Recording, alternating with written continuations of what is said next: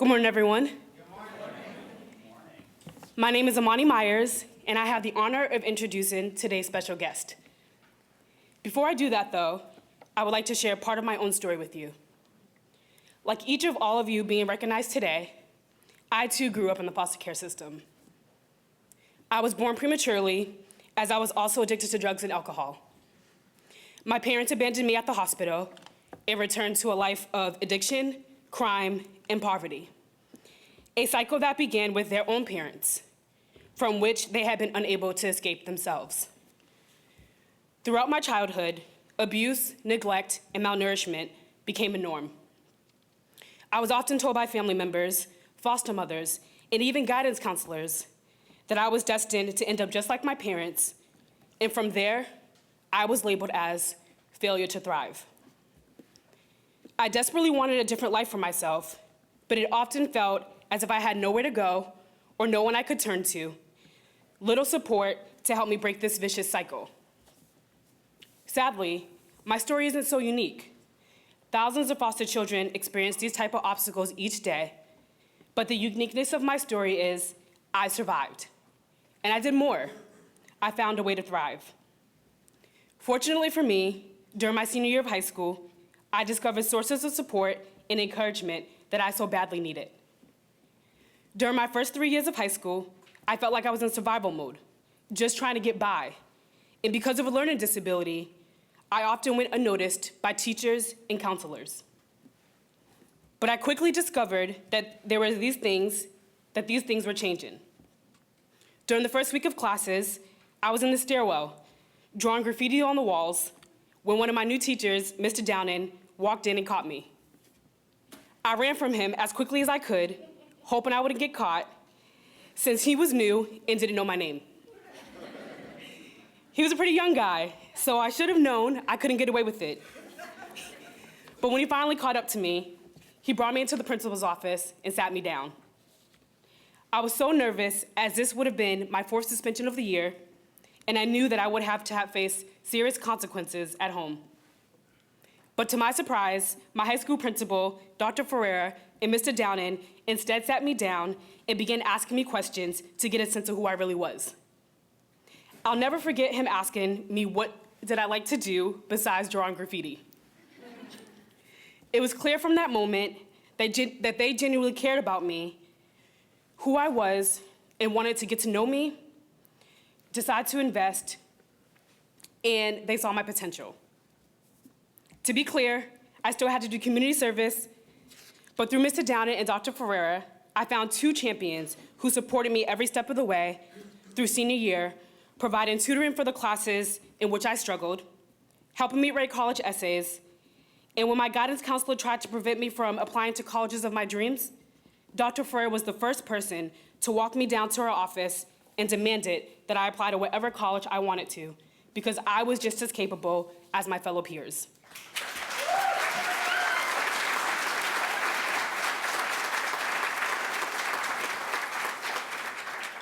I had never been cared for or supported like this in my life.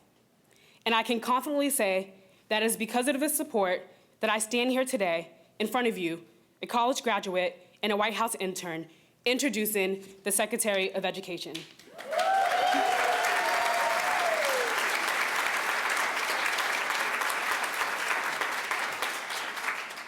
Secretary Duncan is one of this country's biggest champions for children. Mr. Duncan has served in numerous educational leadership roles, advocating for the needs of children and teachers alike. As Secretary of Education, he has helped secure critical congressional support for investments in education, including the Uninterrupted Scholars Act, legislation aimed directly at improving educational outcomes for foster youth. Secretary Duncan is also committed to increasing educational stability for youth in care and strongly believes that every child in this country should have access to a world-class education, despite where they come from. He urges young people to pursue their dreams with everything they've got, because we are called to make this world a better place.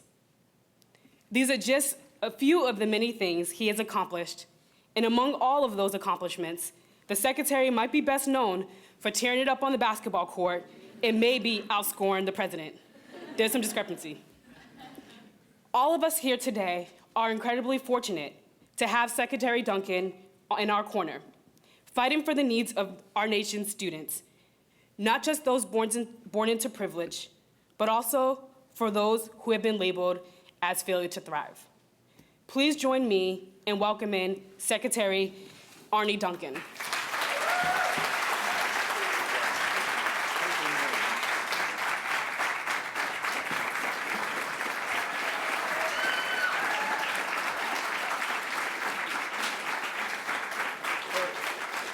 First, please give Imani another huge round of applause.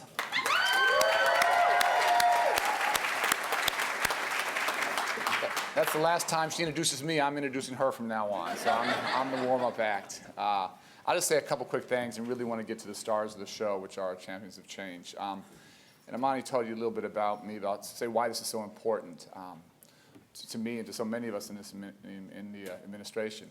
I grew up on the south side of Chicago, really strong family, middle-class family, 2 parents. And before I was born, my mother started an inner-city tutoring program like 12 blocks from our house. You could literally walk there, but it was a totally different neighborhood, all black, all poor. It was on 46th Street, 47th Street was the dividing line. And so all my life growing up, I grew up with friends, none of whom had money, almost none of whom had 2 parents at home. No one had college-educated parents. But one went on to be a doctor, one went on to be a Hollywood movie star. The guy who taught me, my mother's philosophy was the older students taught the younger students, so 10-year-olds taught 5-year-olds and 15-year-olds taught 10-year-olds. The young man who taught me is now one of IBM's top research scientists, one of the top black scientists in the nation. Educators, go right down the line, community leaders. And so all my life, I've seen the extraordinary potential that kids have, again, regardless of where they come from or what they have or don't have.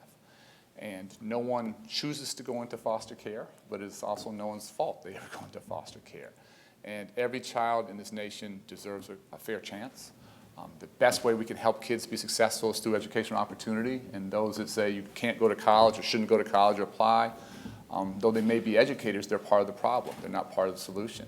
And it's all of our jobs to help young people be successful. The other reason why this is so important to me is I just believe in my heart that genius is distributed evenly across our society. Rich, poor, black, white, Latino, Asian, Native American. And if we want to bring that genius out to help all of us, whether it's the cure for cancer or whether it's the next invention, we have to find that genius wherever it is and not just go to the easy places. And so to our champions of change today, the obstacles you have overcome inspire all of us. And we need to make it less painful to be in foster care. Sometimes it's a lifesaver. Sometimes it exacerbates the problems, makes them that much harder. And too often that's the reality of it. We can't hide or shy from that reality. We have to deal with it. But all of you guys have shown a perseverance and a tenacity that's just extraordinary. For all the young people who have overcome these things, for the rest of your life, whatever you're faced with, it's going to be easy compared to what you've been through. And so don't look at it as something to hide or something to be ashamed of. There's a strength and a resilience and a determination and a grit that all the challenges we face as we get a little bit older, you're going to say, well, we've already dealt with that one. Not this easy, but we're going to get through it. And so I just want to thank all of you for the examples that you've set for the rest of the nation, and not just young people in foster care, all young people. And my wife and I have 2 young children. I sort of went through the biographies with them last night. And if my kids can grow up to be half as thoughtful and half as helpful and half as compassionate as what many of you guys are doing now, I'll be a pretty proud dad. So thank you for the example you're setting.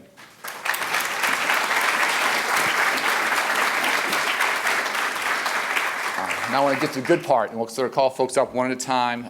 David Ambrose is a foster care alum and Executive Director of Corporate Citizenship and Social Responsibility for Disney ABC Television Group, where he has created the Foster More Initiative. David is a graduate of Vassar College and the University of California, Los Angeles School of Law. Please give David a huge round of applause.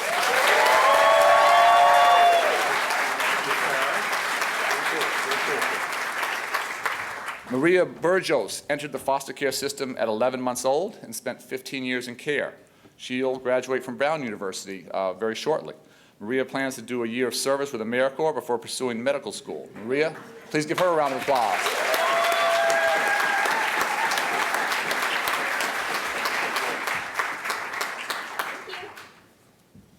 Siktal Cancel is a college student and the founder of Think of Us, a nonprofit dedicated to innovating with data, technology, and multimedia to serve vulnerable populations. Sikto is a student at Virginia Commonwealth. Please come on up.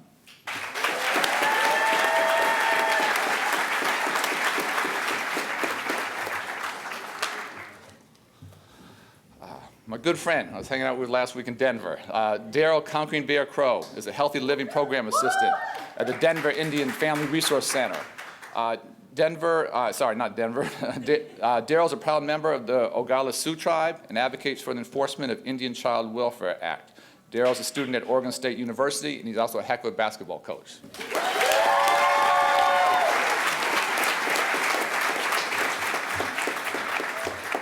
Nicole Dobbins is the executive director of Voice for Adoption here in DC, a national advocacy organization where she leverages her firsthand experience to advocate on behalf of young people currently living in out-of-home care. And Nicole is a graduate of Oregon State. Come on up.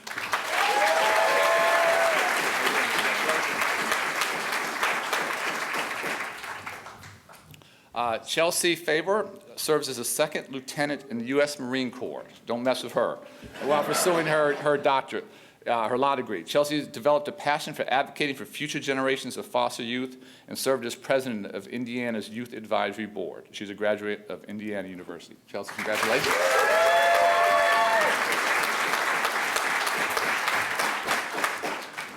Mary Lee helped ensure foster youth adopted from state custody would not have to choose between being adopted by a family and pursuing higher education, as she did.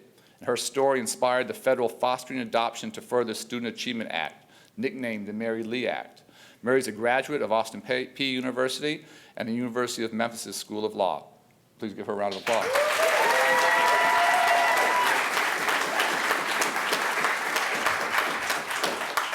Soka Mayo serves as a juvenile justice commissioner for Alameda County.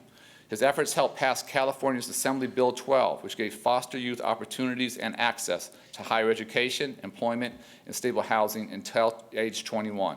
And he's a graduate of San Francisco State University. So please come up.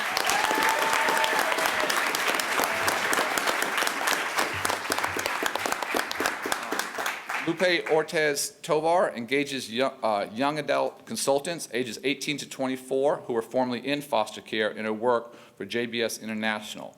As an alumna of foster care, she continues to support the next generation of young adults in and from foster care. And Lupe is a graduate of Arizona State University, a fantastic school.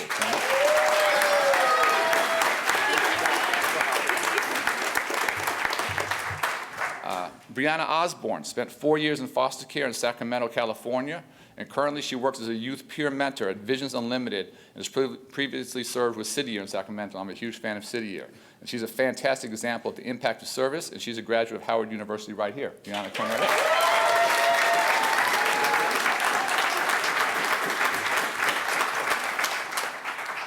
Eric Swiftwater graduated #2 in his high school class. He's a great athlete and employs determination and teamwork both on and off the field.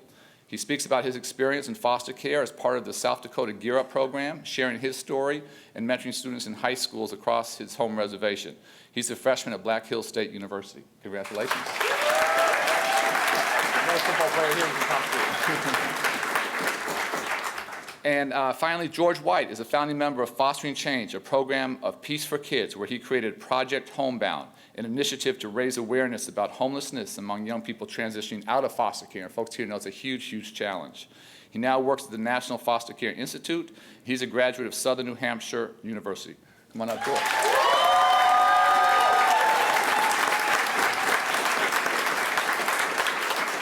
These are our 12 champions of change. Please give them all a huge round of applause.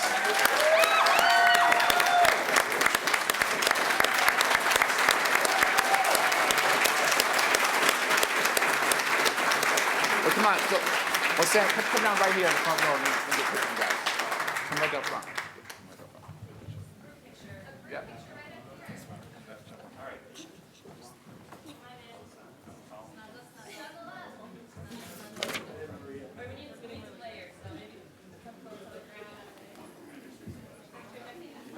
Go ahead, you're good.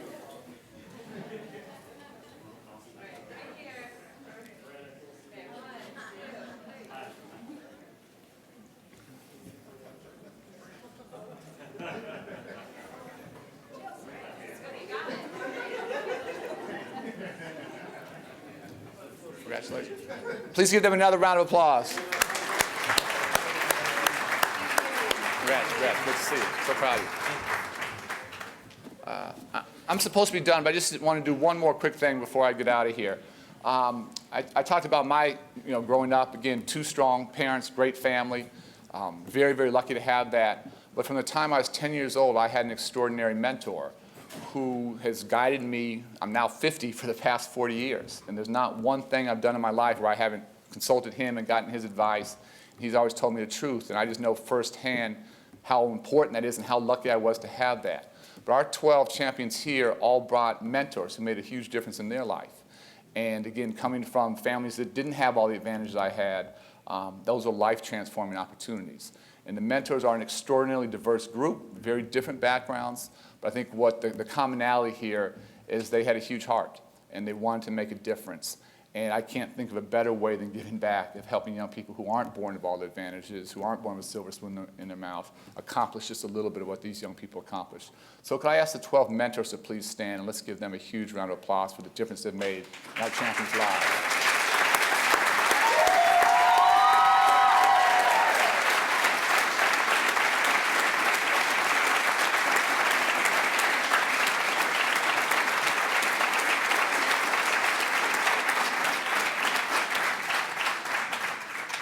Thank you so much. I can't tell you personally how much that means to me. Thanks for having me today. Congratulations, and keep showing us all what's possible. Thank you.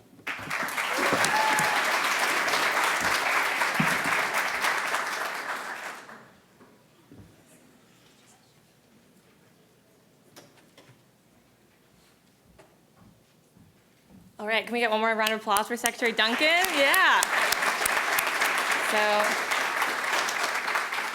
what a great, we couldn't ask for a better leader to lead our Department of Education and set an example for all of us. So quickly, I'm Molly Dillon. I work at the White House Domestic Policy Council.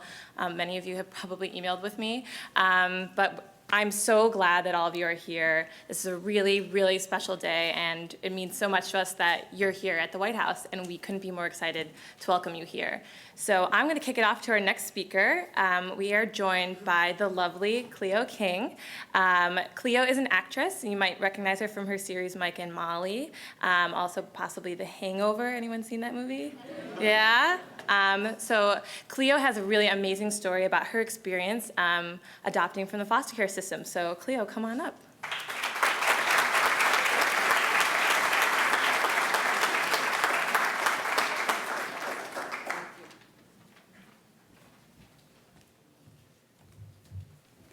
Good morning, everybody. I'm so grateful to be here this morning with the champions this morning. What a lovely honor to be here this morning. I am Cleo King, and I'm very excited to be with you today to talk about my experience of adoption and fostering. I'm sure you've seen me with my little one this morning already. Excuse me. In Los Angeles, we call it Fost-Adopt. My partner of 12 years, Camille Thornton, and I adopted a little boy named Titus. He calls Camille Mommy, and he calls me Mom or Mama. It's the best feeling in the world. My partner and I agreed to adopt a few years ago. We thought it might be a fun experience. Little did we know the joy that would come our way.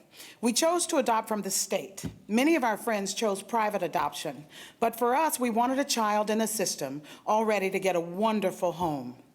It was a tough process, but we did it. So many things were held up because of the red tape, but we stuck it out. We kept our eye on the prize. We kept reminding the other that this too shall pass. When one of us would try and throw in the towel, the other would say, "Don't forget." Excuse me, "Don't forget," but we agreed to do this.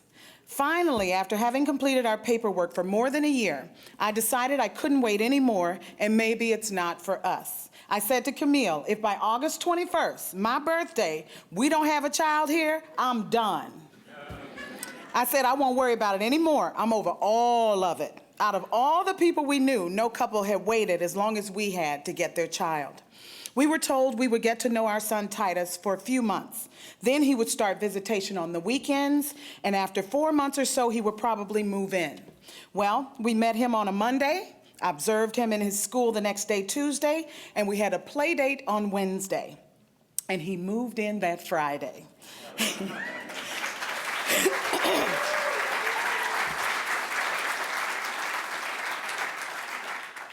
about less than a week. Even though he came home 2.5 years after our adoption has been final, even though he came home after 2.5 years, our adoption has only been final for 1 year. We love being parents. I can remember being ready for him to call me Mom. He was still calling me Cleo. I said to him, okay, I'm done with the Cleo thing. So from here on out, you can call me anything. Mom, Mama, or Mama. It's your choice, but no more Cleo. That's over. So my mother raised us by herself, a single mom, 7 children, until we lost a sister. My mother always reminded us how important family was. She told us that family would always be there for you, no matter what. And I can honestly say to you that that's been true for my family. That's why I looked forward to being a mom. I couldn't imagine children not having a parent to come to their school or not having a family reunion. No child deserves that. So we wanted to do our part in helping out. We wanted to give back, and giving back by becoming parents. The day we had our first play date, they asked me to take Titus to McDonald's, so I did. They had asked that I bring him a toy to play with, preferably something he would enjoy. I chose playing cards, something we could do together. I also chose to bring pictures of our home so that he could see his room and see where he would be coming. Camille was supposed to join us, but work called. Working at Cedars-Sinai Hospital is a huge calling for Camille. She has a staff around the clock and loves every minute of it. So we chose to FaceTime with her during our play date. When we connected with her with Titus, Titus was eating his apple slices in his Happy Meal, with me pretty far away from Camille. Camille was also eating an apple in her office at the exact same time. Kind of like a spiritual experience for all of us. When Titus came home, he walked up the walkway with his social worker and a therapist. He had his little lunchbox, and I started singing and dancing, and he started dancing and smiling with his little lunchbox. He came home on a Friday at 1 p.m., and we were so eager to receive him. I will never forget that day as long as I live. He was the cutest little gift we could have been given. What a precious gift we had been given to nurture, to love, and to grow with. Thank you, God, for our son, Titus. He is a perfect fit for us. I work on a show called Mike and Molly on CBS on Monday nights. We finished our 5th season a couple of months ago, and we have been picked up for a season 6 already. Thank you. Working with Chuck Lorre on this show has been life-changing for me, yet another huge gift in my life. Billy Gardell, Melissa McCarthy, and Reno Wilson are a delight to work with. It has been a joy for me to play the role of Grandma on that show. With my schedule, I have still been able to pick up 4 days a week and drop off 4 days a week to and from school. Foster parenting was the hardest part of this process for us because we were afraid someone might come and take him away from us before the adoption was final. We knew we didn't want an open adoption. We couldn't risk someone coming in and undoing the work we had already done. That was right for our family. Camille was raised in a 2-parent home with 2 siblings, and again, family was the priority. I am eternally grateful that I chose a partner who allowed me to be a parent. This has been the biggest blessing in my entire life. I wouldn't trade my life today for anything. Even this moment right here and right now came about because of our choice to adopt. Once we were heading out to dinner, and I said to Titus, "Go back and get a jacket, son. It may be a little chilly out tonight." He came back and he had on a blazer. And we said, no need to get so dressed up, Titus. We're headed to a casual dinner. He said, "Mom, when I wear this jacket, I'm the man of the house."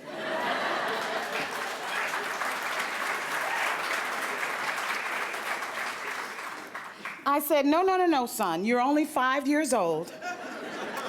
No need for that now. You can be a child. He said, "Mom, when I wear this jacket, I'm the man of the house." Camille said, "Okay, honey, you're a child. It's okay. It's okay. You don't have to worry about adult things right now, son. You can be a child, okay? No need to worry, all righty?" He said, "Mommy, when I wear this jacket, I'm the man of the house." I have worked with Penny Lane for a few years as one of their national spokespersons, and I love mentoring their children, also speaking at their events and in any way I can help out with their children. Oftentimes, these children need families, and they have children themselves, and most of their children are hard-to-place children. Thank you, Penny Lane, for changing lives and for saving so many children. Thank you for providing housing to so many families and children who have aged out of the system. You don't change lives. You don't just change lives. You change generations. Thank you, Eve, and thank you, Penny Lane. One little girl in his kindergarten class asked Titus, "Where's your dad?" He said, "I don't have one." She said to him, "Everybody has a dad, silly." He said, "I don't, but I have two parents who love me very much. That's all that matters." This year in first grade, one little boy said to him, "Why do you have two mommies?" He said, "Some children have one parent, some children have no parents, and some have two parents. I have two parents who love me very much. Why do you have a mom and a dad and not two mommies?"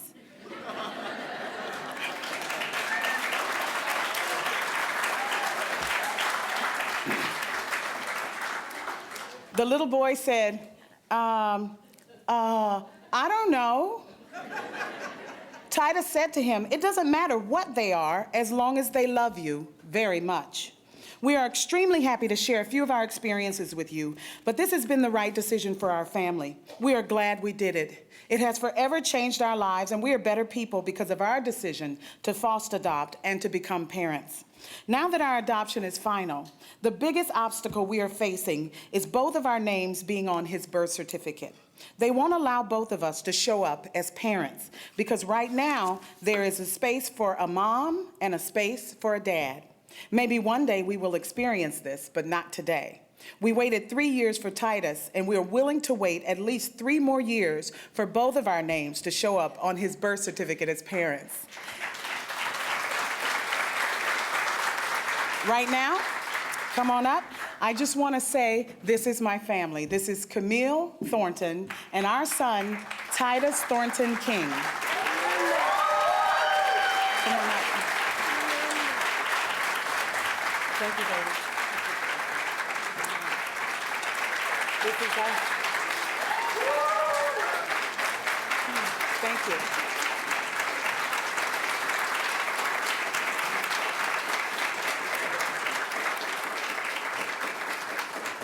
And the last thing I just want to say is thank you, God, for my family.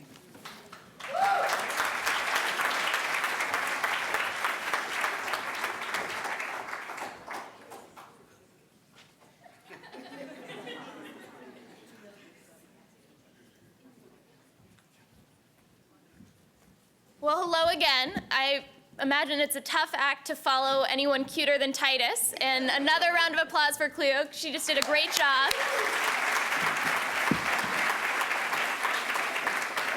As I've said before, I'm Catherine Galogli of the White House Office of Public Engagement, and it is my privilege today to introduce Jimmy Graham to the stage.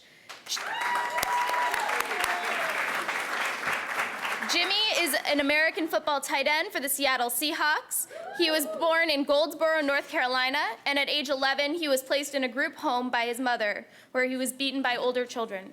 In high school, with the help from a church youth counselor who took him in and eventually adopted him, he improved his grades, became a basketball star, and earned a basketball scholarship at the University of Miami. He is now an amazing tight end, and we all get to watch him on TV, and we're so pleased that he's joined us here today. Jimmy?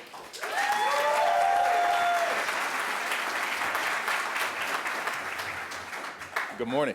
How you guys doing? Another round of applause to Cleo and her family. Truly amazing. Really is, and we need more people like you two. We really do. You know, when I was called and reached out to come here, I was thinking about what I was gonna talk about and you know how I was gonna write this speech, and I didn't write it. You know, I'm just gonna speak from the heart because this is so close to home for me, and I assume me being up here, most people think, you know, what's this meathead gonna talk about? You know, is he gonna talk about, you know, lifting weights and scoring touchdowns? But I'm gonna just share a little bit about my life and Early in my life, I guess my worth was showed to me by my mother and my stepfather. First, a story about my stepfather. He was the man in my life who taught me everything that I knew, and he taught me how to be a man, and he taught me literally how to tie my shoes and how to put down the toilet seat. He literally taught me everything, and growing up, unfortunately around my house, love wasn't a word that was used very much. But I truly loved him, and I believe that he truly loved me. And I remember about the age 9, my mom, she had left me with him for about 6 months. They were kind of separated at the time, and everything was fine, but my mother was collecting a check from my father, which was $98 a month. And my stepfather, he wanted that $98 because he felt like he was taking care of me, and he felt like he deserved that money. And unfortunately, my mother wouldn't give it to me, so one afternoon, he puts me in the car, and he drives me to social services, and he drops me off and tells my mother to come pick me up. So, you know, at the age of 9, I was shown my worth from the one man that I loved, which was $98. And, you know, at the time, I tried to pretend like it wasn't him, or it wasn't. There was different circumstances, but truly, you know, he gave me up for $98 a month. About a year later, you know, I lived with my mother, and we moved in with her boyfriend at the time, who was also fairly physical with me. You know, if I wouldn't listen to my mother, well, you know, he would show me how I should listen to him. And my sister at the time, she had actually been in foster care for about 5 years, pretty much all of her teen life. My mother put her in there when she was about 12, and so I kind of saw the system through my sister, you know, taking visits, and unfortunately, where she was, it wasn't, you know, it wasn't all roses. It was, you know, I remember coming through the door, and you know, a girl is choking her in the corner, and that was our visit, and so for her, I never thought that I would be in that situation. I felt like, okay, you know, they got rid of her, and so I was just trying to figure myself out. Unfortunately, about a year after living with my mother, I fell asleep in the car, and I woke up in a group home. It was a group home-esque. It used to be an orphanage, and now it was half an orphanage, and the other half, it was the court would send kids there for a second chance. So if you had drug issues, or if you were selling, or any kind of thing like that, they would put you in there as kind of a second chance with these orphans to kind of rehab. So I'll never forget that day, just all the images, just literally, you know, how hot it was outside, and literally waking up in the car, my mother telling me to get out, and locking the doors, and the police officers coming, getting me out of the car, and then bring me to a long table with a bunch of grown men and women. And I saw my mother give me away right there, you know, and I remember stepping out of there, and you know, she took my clothes and put them in garbage bags, and put them on the ground, and drove away. So that also was the second time that you know, I saw what my worth was as a young boy, and it didn't seem like too much. I cried myself to sleep that night, and probably for about a month, because I was trapped. You know, I just wanted an opportunity to just run away, to maybe take care of myself somehow, and for some reason, everyone that had loved me, or everyone who had responsibility over me, gave me away, and didn't see my worth at all. And so, a quick story about that place. It was clearly orphans and the second chance kids. You know, I remember we were all in a van, and I think we're going to see a movie. And so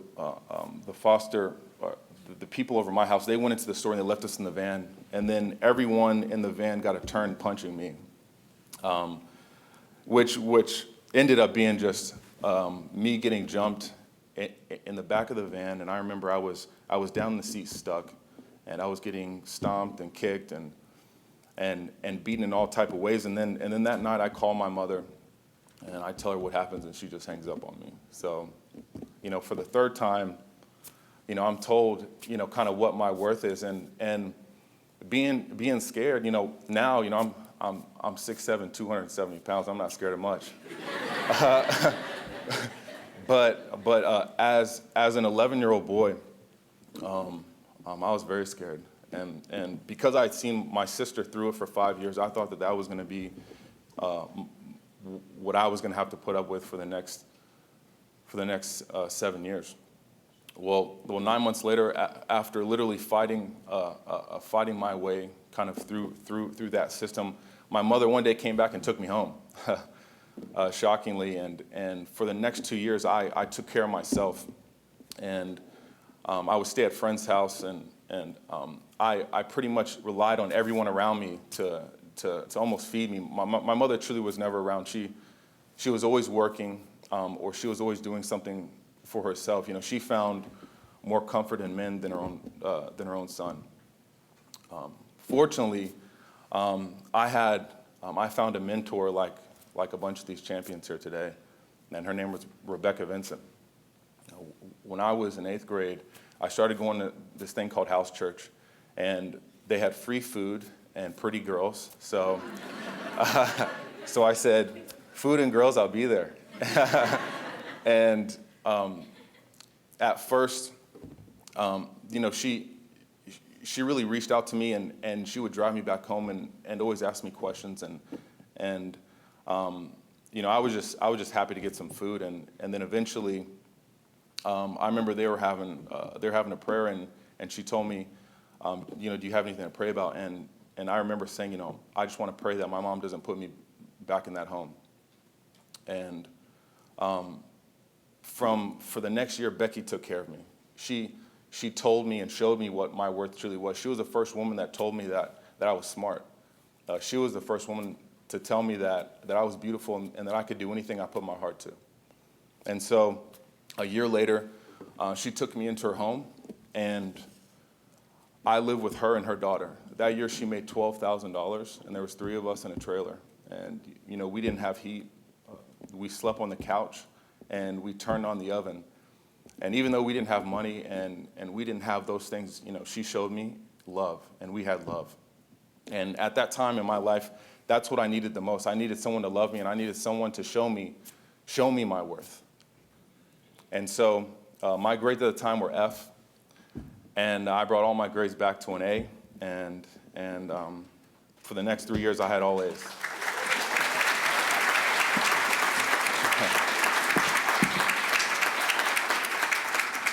And so since then, I went to the University of Miami, and I graduated with a double major in business management and marketing. And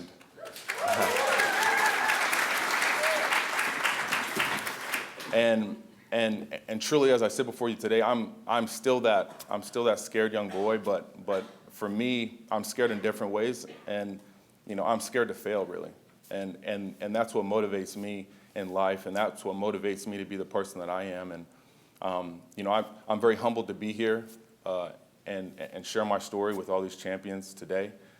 Truly, you have overcome so much that, like the Secretary said, that for the rest of your life, everything else is going to be a breeze. It truly will be. And to the mentors today, you don't understand how important the work that you do is.